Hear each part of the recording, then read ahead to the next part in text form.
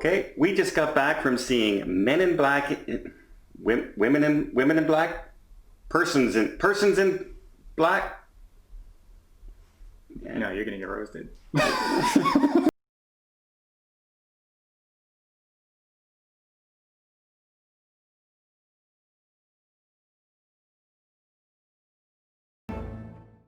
Men in Black International.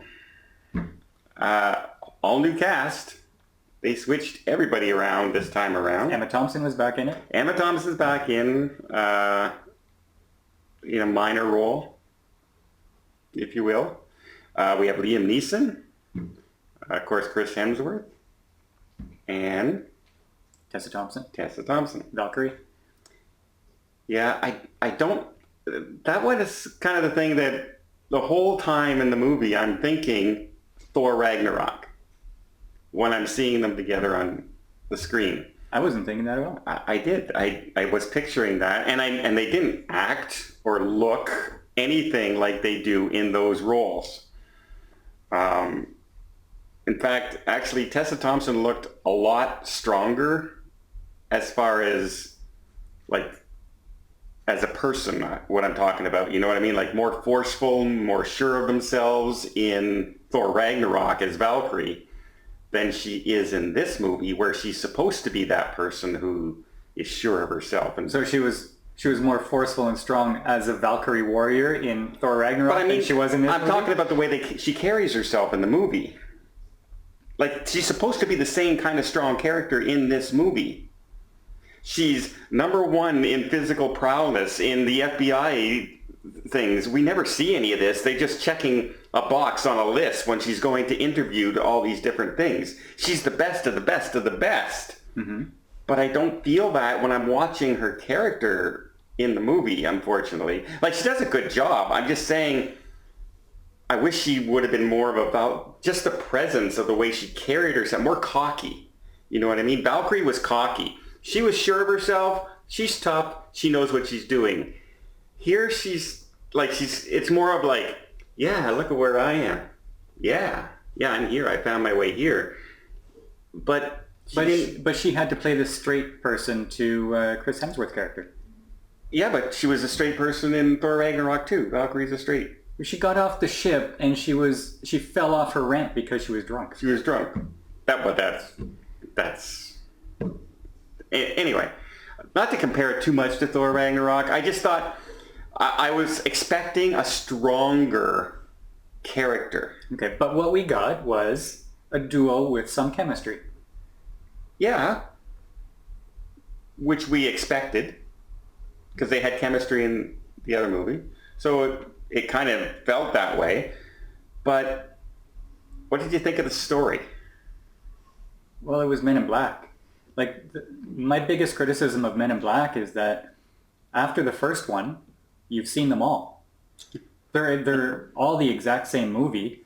You don't have this sense of a trilogy or a series going towards a final conclusion, getting bigger, the stakes getting bigger as you go along, introducing new ideas. You don't have any of that. No, every movie is about saving the world.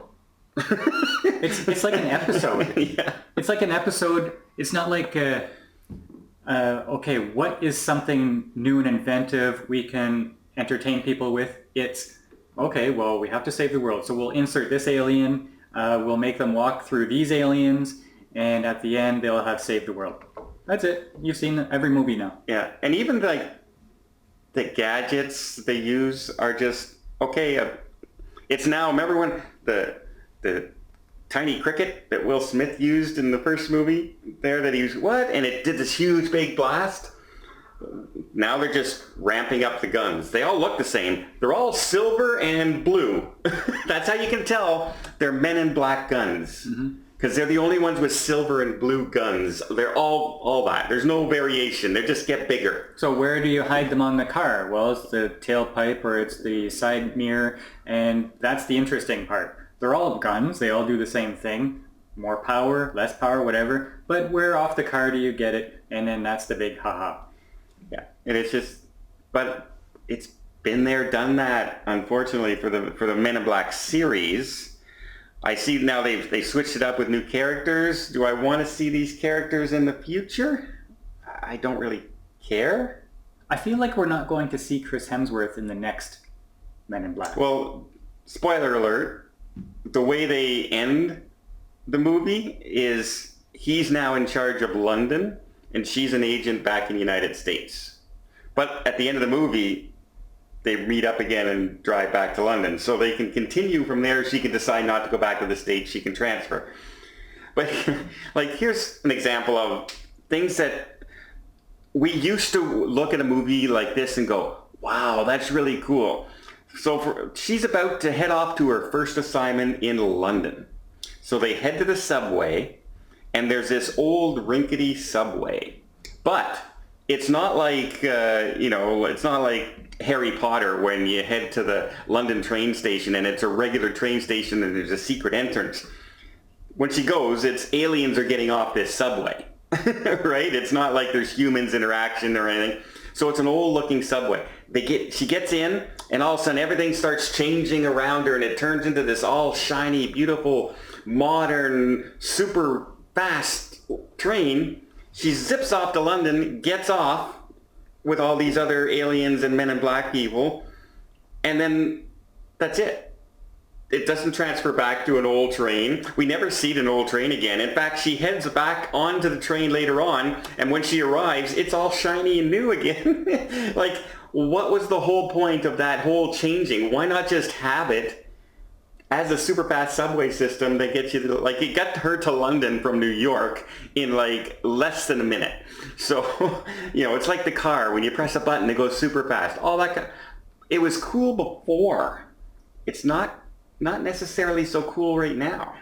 Yeah, so Men in Black, the original, was pretty entertaining with Will Smith, Tommy Lee Jones. Yeah. The sequel and the third movie, not so much.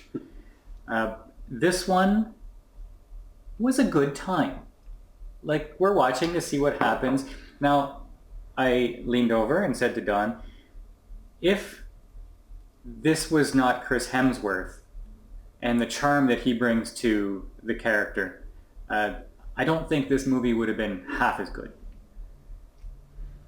Yeah, I'll agree to that. In fact, I was sitting in the movie, and at one point I looked up at the screen, and it's almost as if I had fallen asleep and woken up 10 minutes later because the story wasn't drawing me in. I was going, okay, when's the next action scene going to happen? Because this is boring. And I kind of felt that way. Like, I knew the story, I knew the ending, I knew everything in this movie that was going to happen well before it shows up on screen. Well before. It was so predictable. Hey, there's a plot twist, everybody. No, there wasn't. If you don't see this plot twist coming, you've never seen a movie before. You've never movied. Because it was so easily, and I can forgive some movies if they're really, really entertaining. To me, this was an okay movie. If I'd have missed it, I wouldn't have been disappointed. If I'd we went and saw it, I'm not overly disappointed, other than the fact that we went to IMAX. Don't see this movie in IMAX. There's no reason to see this movie in IMAX. We paid double to see it in IMAX because it was the only early showing playing. But definitely not worth it. Don't see it in 3D neither. Just see it in a regular format. Everything is stark, and there's nothing 3D about this movie. So save some money. Now, Tessa Thompson was good. Yeah. Emma Thompson was good. Chris Hemsworth he's built for comedy, I think, and he's really, really charming. So he makes the movie, but you also have Liam Neeson in this movie. And who doesn't like Liam Neeson? For the bit character that he has a lot of screen presence. He does. He's not in this really enough. Not nearly enough. This is another example of a movie that's fine. Is that what we're striving for nowadays? Is fine? Now, they're obviously trying to reboot the series to bring it in more directions. Include a New York office, a London office, maybe an Australian, Russian office. Now it's a global thing. You can have more stories that way. But if nobody wants to see it because all your movies are boring as milk, then what's the point? Yeah.